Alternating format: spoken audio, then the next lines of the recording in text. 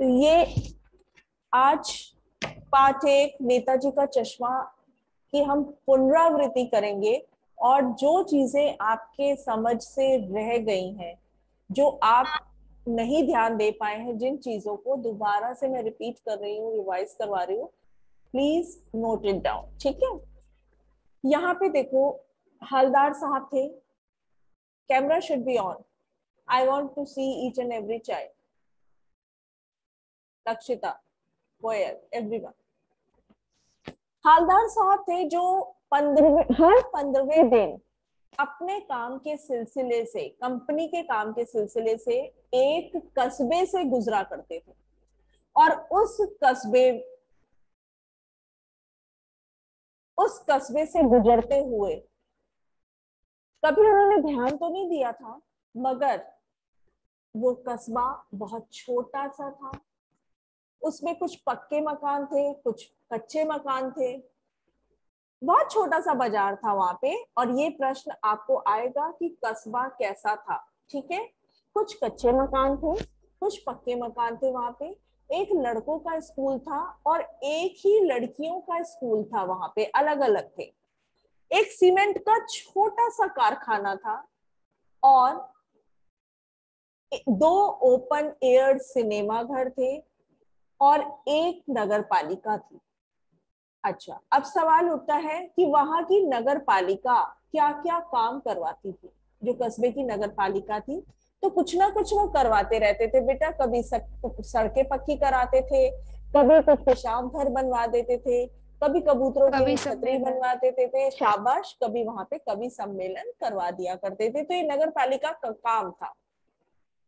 और नगर पालिका के किसी उत्साही बोर्ड या प्रशासनिक अधिकारी ने एक बार शहर के मुख्य बाजार के मुख्य चौराहे पर नेताजी सुभाष चंद्र बोस के संगमरमर की प्रतिमा लगवा दी। और ये कहानी उसी प्रतिमा के बारे में है। पूरी बात तो अब लेखक को नहीं पता, मगर उसे ये लगता था, जस्ट अ मिनट, यहां से देखो, कि देश के अच्छे मूर्तिकारों की जानकारी उन लोगों को नहीं रही होगी, या उनका बजट कम होगा। उन्हें ये नहीं पता होगा कि मूर्ति बनाने में कितने पैसे खर्च होंगे। इसलिए उनकी कार्यकाल विधि क्योंकि समाप्त होने वाली थी, तो ज्यादातर उनका समय पत्राचार में बीता होगा और इस तरह समय बर्बाद हुआ होगा उनका। तो अफरा तफरी में उन्होंने वहां के स्थानीय इकलौते स्कूल के इकलौते ड्राइंग मास्टर को बुला भेजा और उसे मूर्ति बनाने का काम सौंप दिया। मूर्ति बनाने का काम सौंपा, मास्टर भी तैयार हो गए मूर्ति बनाने के लिए। और अब जस्ट मिनट, मूर्ति बनाने के लिए मास्टर तैयार हो गए और 1 महीने में उन्होंने मूर्ति बनाकर देने का वादा भी कर दिया। क्लियर? अब यहाँ पे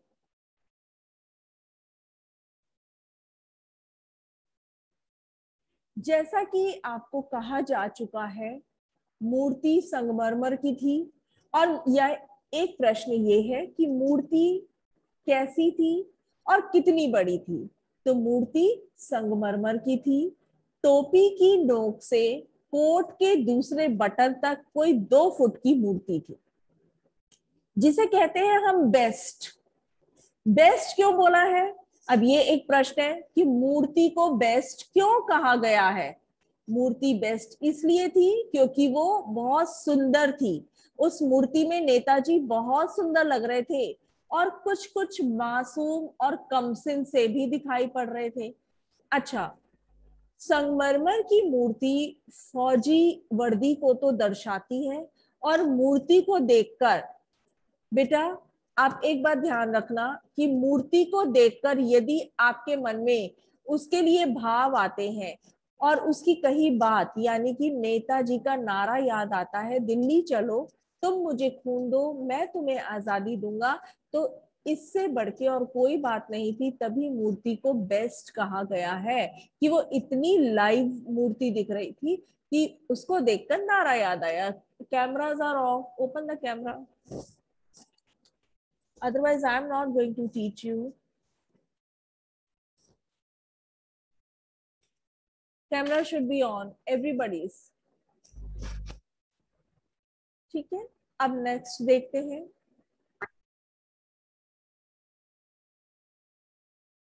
अब यहाँ पे देखो, इस दृष्टि से यह सफल और सराहनीय प्रयास था.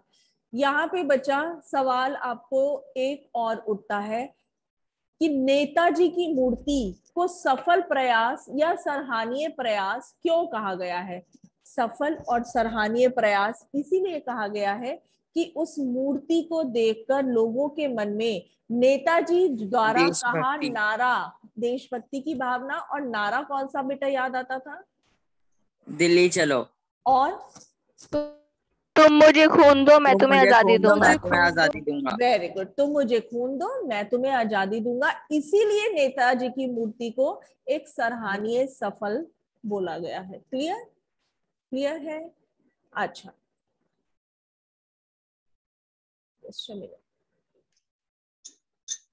जब नेताजी पहली बार वहां से गुजरे तो उन्होंने मूर्ति पर एक कुछ अलग सी चीज देखी. वो उतरे, पान वाले के पास गए, पान वाले की दुकान पे. Cameras are again off camera. Open. Each and every child will open बेटा. मैं हर लाइन के बाद या हर पैराग्राफ के बाद आपको ये नहीं बोलूंगी कि कैमरा ऑन कीजिए. पान वाले के पास गए और उन्होंने देखा, पान खाया, मूर्ति को ध्यान से देखा तो मूर्ति पर एक काला चौड़ा फ्रेम का चश्मा लगा हुआ था. क्लियर? अच्छा, अब हलदार साहब, अब यहाँ पे देखो सीक्वेंस वाइज हम रिवाइज करेंगे. पहली बार जब हलदार साहब गए कस्बे में तो उन्होंने कैसा चश्मा देखा? काले चौड़े फ्रेम का चश्मा देखा. काले चौड़े फ्रेम का. ये देखकर उनके चेहरे पर एक कौतुक भरी मुस्कान आ गई. होता है ना, हम कोई अजीब सी अनोखी सी चीज देखते हैं तो हमारे मुंह पे मुस्कान आ जाती है. उसी तरह उनके मुंह पे मुस्कान आ गई और उन्होंने क्या बोला? भाई वाह, क्या आइडिया है. ये आइडिया तो बहुत ठीक है कि मूर्ति पत्थर की लेकिन चश्मा रियल है. इसके और उसके बाद जीप में जाके बैठ गए. जीप आगे चली गई. हलदार साहब इस मूर्ति के बारे में सोचते जा रहे थे क्योंकि वो भी एक देशभक्त थे और उनको बहुत अच्छा लगा कि मूर्ति पर पत्थर का चश्मा नहीं तो लोगों ने रियल चश्मा लगा रखा है.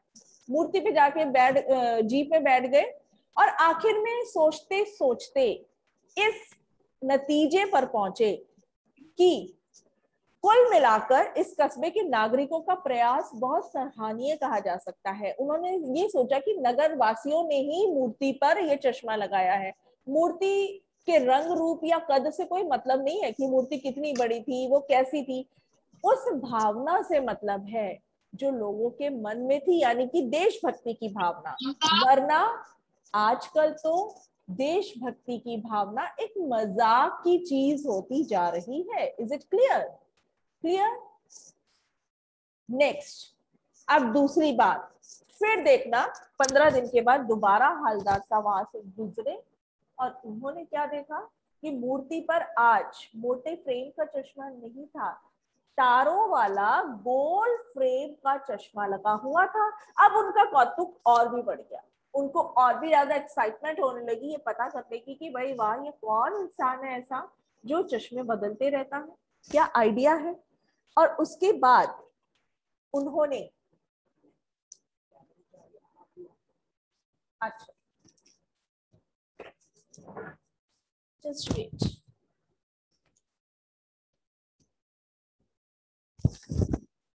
क्लियर बेटा? Clear to all? अब दूसरी बार जब हलदार साहब वहां से गुजरे तो उनको दोबारा चश्मा नया दिखा तो बहुत खुश हुए. उन्होंने कहा आजकल तो लोगों के अंदर देश की भावना एक मजाक की बात बन गई है, मगर वाह, यहाँ के लोगों का जो एक भावना है वो सराहनीय है. उन्होंने बहुत अच्छा काम किया है कि मूर्ति पर रियल चश्मा लगा दिया है. मगर एक बात और थी, उन्होंने कहा मूर्ति कपड़े तो नहीं बदल सकती मगर चश्मा जरूर बदल सकती है. अब यहाँ पे तीसरी बार, दूसरी बार हो गया, पहली बार वो देख कर चले गए. उन्होंने मूर्ति के बारे में सोचा कि मूर्ति पर चश्मा किसने लगाया होगा और नगर वासियों का क्या भावना है। दूसरी बार दोबारा जब उन्होंने देखा, अब दूसरी बार भी वो चले गए। तीसरी बार अब उनके मन में बहुत सारे सवाल उठने लगे। हर बार जब वो कस्बे से गुजरते तो चौराहे पर रुकते, पान खाते और मूर्ति को ध्यान से देखते। और अब इस बार उनका कौतूहल बेटा दुर्दमनीय हो गया था। उनको बहुत ज्यादा एक्साइटमेंट हो गई थी कि आज तो मैं जानते ही रहूंगा कि मूर्ति पर चश्मा लगाया तो लगाया किसने और कौन लगाता है। ठीक है, पान वाले के पास गए, उन्होंने पान वाले से पूछा कि मूर्ति पर चश्मा कौन लगाता है। पान वाले ने खुद अपने मुंह में पान ठूस रखा था और उसका मुंह भरा हुआ था। क्योंकि मुंह भरा था तो वो आंखों ही आंखों में हंसा। आपका मुंह जब बंद होता है, रोहित मुझे मुंह बंद करके हंस के दिखाओ। चलो ठीक है, आंखों ही आंखों में वो हंसा और उसने पीछे मुंह किया, अपने मुंह से पान को थूका, धोती से अपना मुंह पोंछा और उसने कहा, ये चश्मा कौन बदलता है? कैप्टन चश्मे वाला करता है। अब हवलदार साहब कुछ समझ नहीं पाए कि ये कैप्टन चश्मे वाला है कौन और ये चश्मा क्यों बदलता है, वो क्यों चेंज करता है, क्या मतलब है इस बात का। हवलदार साहब क्योंकि उसके अभी चश्मे भी बच्चे खरीद लेते। क्या बेटा? क्योंकि बच्चों को उनका जो मूर्ति पर चश्मा लगा होता है वो पसंद आ जाता है, तो वो उतार के दूसरा लगा देता है। बच्चों को नहीं कुछ पसंद आता वंश, आपने ग्राहक। कोशिश, ग्राहक को, कोई भी ग्राहक लेने आता है तो वो चश्मा ग्राहक को पसंद आता है जो मूर्ति पे लगा है। बट तो मैम अभी ये बात नहीं आई, अभी तो आगे है ये चीज। कोई बात नहीं, कोई बात नहीं, उसने बोला है ना, उसने एटलीस्ट जवाब तो दिया है, तो उस बात का उसको समझाना पड़ेगा। ठीक है, कोई बात नहीं, अच्छी बात है, उसने बोला तो सही। ठीक है, अब उसने, वो क्या करता था, चलो यहां से देखते हैं। अब हवलदार साहब को समझ नहीं पाए, इसलिए अब चश्मे वाला पीछे से आ रहा था और पान वाले ने कहा कि साहब वो आपके पीछे आ रहा है, आप उसी से पूछ लीजिए, उसकी कहीं फोटो वगैरह छपवा दीजिए। ठीक है, कोई बात नहीं।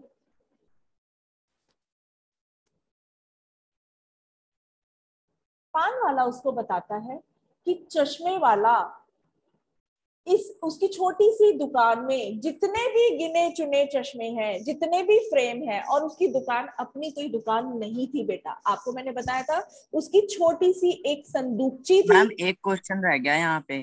कौन सा क्वेश्चन बच्चा?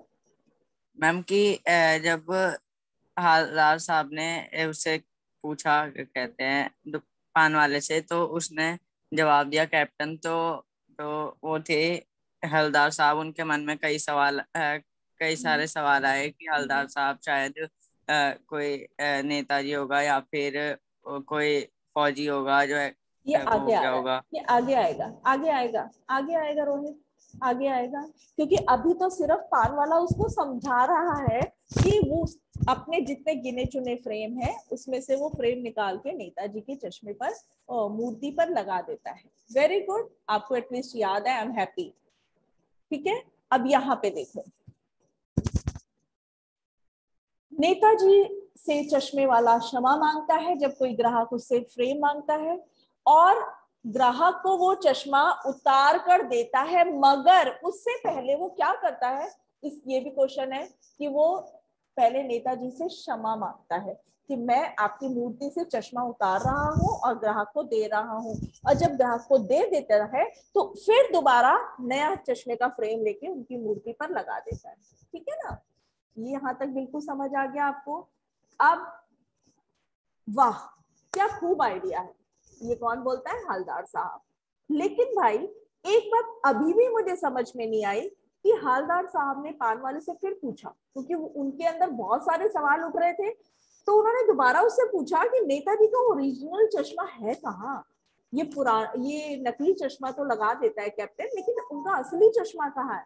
अब पान वाला दोबारा से दूसरा पान मुंह में ठूस चुका था, और क्योंकि दोपहर का समय था, दुकान पे बहुत भीड़ थी, फिर वो आंखों ही आंखों में हंसता है, उसकी तोंद थिरकती है। अब यहाँ पे सबसे पहले आप बताओ कि पान वाला कैसा दिखता था, उसका व्यक्तित्व कैसा था, कैसा था?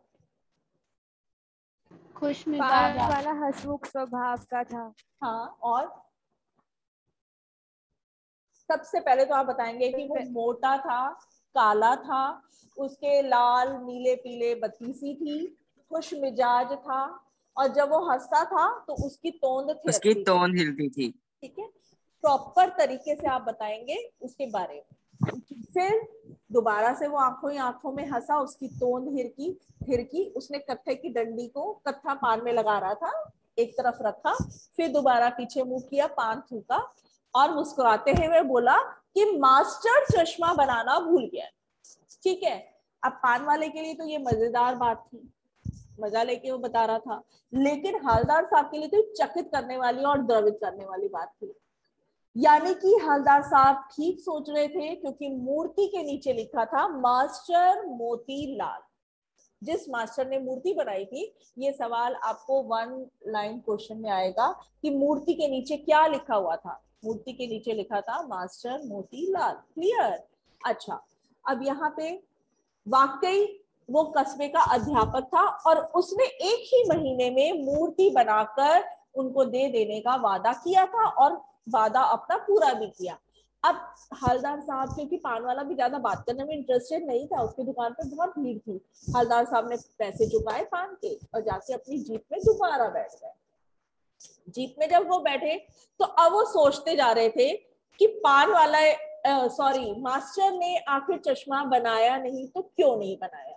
तो वो तय नहीं कर पा रहे थे कि मास्टर या तो पत्थर में पारदर्शी चश्मा कैसे बनाया, ये नहीं सोच पाया होगा, या उसने अगर कोशिश भी की होगी तो असफल हो गया होगा। फिर दोबारा वो सोचते हैं कि शायद चश्मा बनाया हो उसने। ये भी एक क्वेश्चन है बेटा कि मास्टर मोतीलाल ने चश्मा क्यों नहीं बनाया होगा। हवलदार साहब ऐसा क्या क्या सोचते जा रहे थे। चश्मा उसने बनाया होगा, मगर वो बारीकी के चक्कर में, फिनिशिंग के चक्कर में क्या पता वो चश्मा टूट गया होगा। अब अगर किसी को कोई बात नहीं पता होती तो वो एज्यूम करता है, वो 10 तरीके के और विचार अपने अंदर लाता है। जैसे हम रस में पढ़ चुके संचारी भाव, तो ये संचारी भाव उसके मन में आने लगे, आते गए और फटते गए। क्लियर है? कोरिलेट हो गया रस से आपका। ठीक है, संचारी भाव आए उसके मन में और बुलबुले की तरह आकर फटते गए। फिर उसने ये सोचा होगा कि उसकी कोशिश असफल रही। फिर उसने सोचा होगा कि शायद उसको ये समझ नहीं आई होगी कि पत्थर का चश्मा बनाए तो बनाए कैसे। क्लियर? क्लियर बच्चा? अच्छा, अब बताइए, हवलदार साहब को तो ये बहुत विचित्र लग रहा था और कौतुक भरा लग रहा था, और इन्हीं ख्यालों में खोए खोए दोबारा उन्होंने पान के पैसे चुकाए और चश्मे वाले की देशभक्ति, ये लाइन देखना, हवलदार साहब किसके सामने नतमस्तक हुए और क्यों? किसके सामने हुए? कैप्टन। हम कैप्टन के सामने। और क्यों हुए नतमस्तक? क्यों हुए मैम क्योंकि जब उन्होंने क्योंकि जब हवलदार साहब ने कैप्टन की स्थिति देखी तो उनकी आंखों में पानी भर आया। क्यों हुए? क्योंकि कैप्टन के मन में देशभक्ति की भावना फूट फूट कर भरी थी, तो उसकी देशभक्ति के सामने ही वो नतमस्तक हुए कि ये व्यक्ति तो धन्य है। Clear? Rohit, clear? Very good, okay, yes. Very nice बच्चा। उसके बाद वह जीप की तरफ चले गए, फिर रुके, पीछे मुड़े और उन्होंने पान वाले के पास जाकर दोबारा पूछा, क्या कैप्टन चश्मे वाला नेताजी का कोई साथी है? अगर हम भी सुनेंगे कैप्टन का नाम सुनेंगे तो हमारे भी मन में ना 10 तरीके के ख्याल आएंगे। कैप्टन कौन है? शायद कोई फौज का सिपाही होगा, या नेताजी का साथी होगा, कोई भूतपूर्व सिपाही होगा, या रिटायर्ड सिपाही होगा। कौन है ये कैप्टन? तो इस उनके भी मन में ख्याल आ रहा था। उन्होंने दोबारा जाके पूछा। जब दोबारा जाकर पूछा तो फिर अपनी लाल काली बत्ती सी दिखाई पान वाले ने और मुस्कुराकर बोला, साहब वो लंगड़ा क्या जाएगा फौज में, वो तो पागल है पागल। दोबारा यहाँ पर पान वाले ने मजाक उड़ाया कैप्टन का, वो तो पागल है पागल, वो देखिए वो आ रहा है, आप उसी से बात कर लीजिए और उसकी कई फोटो वोटो छपवा दीजिए। ये बोला उन्होंने। हवलदार साहब को पान वाले द्वारा एक देशभक्त की इस तरह मजाक उड़ाना अच्छा नहीं लगा, बिल्कुल अच्छा नहीं लगा। उन्होंने जब मुड़कर देखा तो वो बिल्कुल हैरान रह गए। हैरान क्यों रह गए? कि वो एक बेहद बूढ़ा व्यक्ति था, मरियल व्यक्ति था और लंगड़ा था। यहाँ पर आपसे पूछा जाएगा कि पान वाला कैसा दिखता था। क्लियर? एक बूढ़ा व्यक्ति था, मरियल सा व्यक्ति था, गांधी टोपी उसने सिर पर लगा रखी थी और काला चश्मा लगाए हुए था। एक हाथ में उसने छोटी सी संदूकची पकड़ी थी और दूसरे में एक बांस था। उस बांस के ऊपर, बांस के डंडे पर उसने बहुत सारे फ्रेम के चश्मे लगा रखे थे। ठीक है, एक गली से वो निकला था और एक दुकान के आगे उसने अपनी डंडी लगाई और खड़ा कर दिया। वो उसी फ्रेम में से एक आध फ्रेम निकालकर नेताजी की मूर्ति पर लगा दिया करता था। Is it clear? क्लियर बच्चा? Yes ma'am. अब उसको देखकर हवलदार साहब चक्कर में पड़ गए। उसने कहा अरे इसकी तो बेचारे की दुकान भी नहीं है और ये तो फेरी लगाकर अपना सामान बेचता है, तो इसे कैप्टन क्यों कहते हैं? क्या यही इसका वास्तविक नाम है? फिर वो सोचने लगे।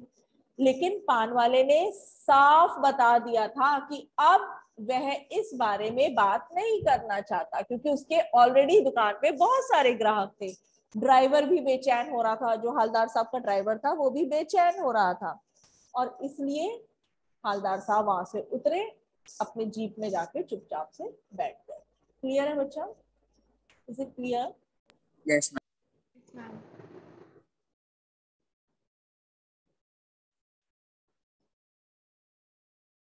नेक्स्ट,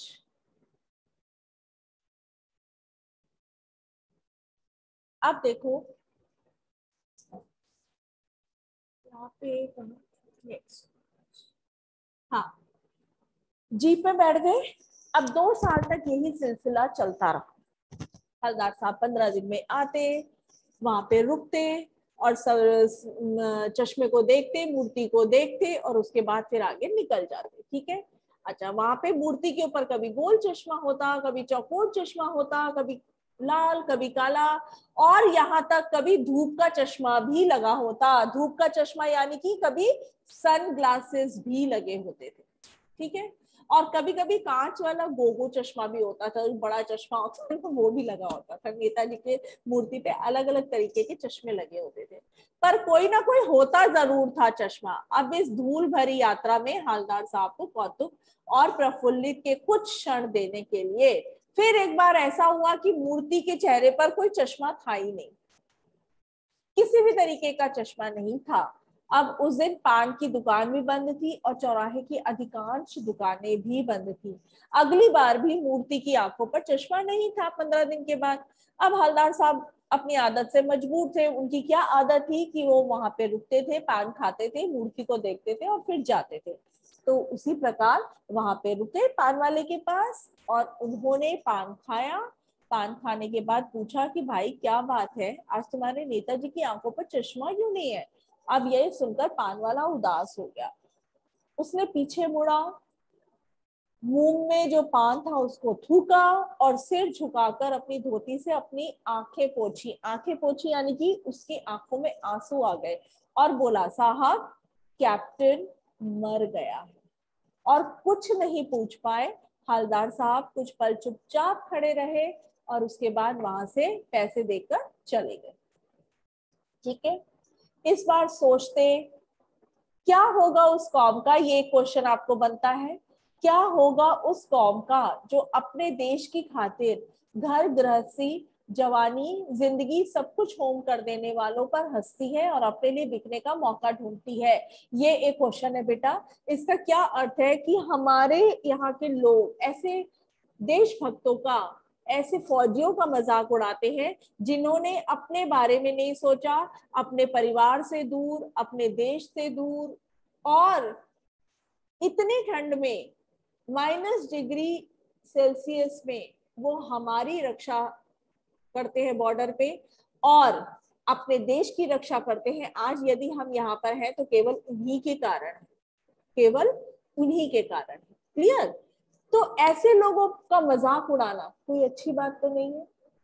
मगर दूसरी तरफ देखा जाए तो ऐसे भी लोग हैं जो अपने फायदे के लिए घूसखोरी, दूसरों से पैसे लेकर, घूस लेकर किसी का भी काम कुछ भी कर देते हैं। किसी के साथ, सरकार के साथ, सिस्टम के ऊपर ये एक व्यंग है कि हम ऐसे लोगों को भी जानते हैं मगर कुछ करते नहीं, जो पैसे खाकर दूसरों का काम कर देते हैं, अपने देश से, अपने समाज से गद्दारी करते हैं, अपने ही लोगों से गद्दारी करते हैं।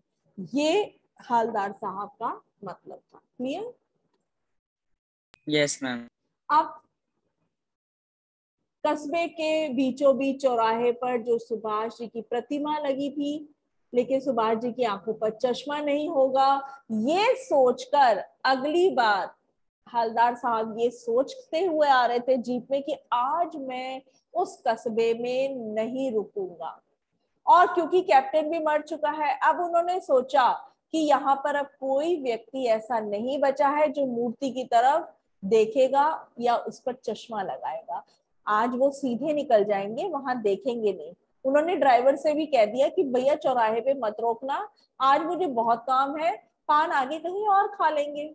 लेकिन आदत से मजबूर थे। क्या आदत से मजबूर थे वो? कि जैसे ही चौराहे से गुजरते थे, मूर्ति की तरफ उनका ध्यान जाता था, वहां रुकते थे, पान खाते थे और फिर आते थे। उनकी नजर मूर्ति की तरफ मुड़ गई और वो जोर से चीखे, ड्राइवर को चीख के कहा रुको। जीप बहुत स्पीड में थी क्योंकि ड्राइवर को तो पता था यहाँ पे रुकना नहीं है, इन्होंने मना किया, लेकिन उसके बाद भी वो वहां पे ड्राइवर ने जोर से ब्रेक मारी और रास्ता चलते लोग देखने लगे कि इतनी तेज जीप क्यों रुकी है। हवलदार साहब जल्दी से जीप से कूदे और तेजी तेजी कदम बढ़ाकर मूर्ति की तरफ गए और ठीक वहां जाकर मूर्ति के सामने अटेंशन के रूप में खड़े हो गए। अटेंशन के रूप में खड़े हो गए। मूर्ति की आंखों पर आज फ्रेम का चश्मा नहीं था, सरकंडे का काला चश्मा था। ओ, सरकंडे का चश्मा लगा हुआ था। जो श्वेत,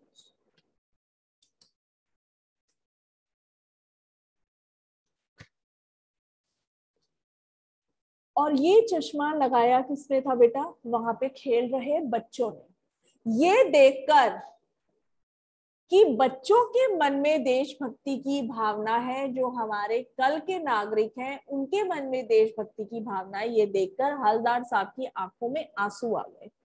अब आपको ये प्रश्न आ सकता है कि हवलदार साहब की आंखों में आंसू क्यों आ गए? क्योंकि देश, बच्चों के मन में, जो देश के भावी नागरिक हैं उनके मन में देशभक्ति की भावना देखकर हवलदार साहब की आंखों में आंसू आ गए और वो भावुक हो गए। क्लियर हो गया? ये था आपका chapter. This was your chapter, Netaji का चश्मा, revision. Now the chapter is, I think it's clear to you now. Yes, ma'am. Yes, ma'am.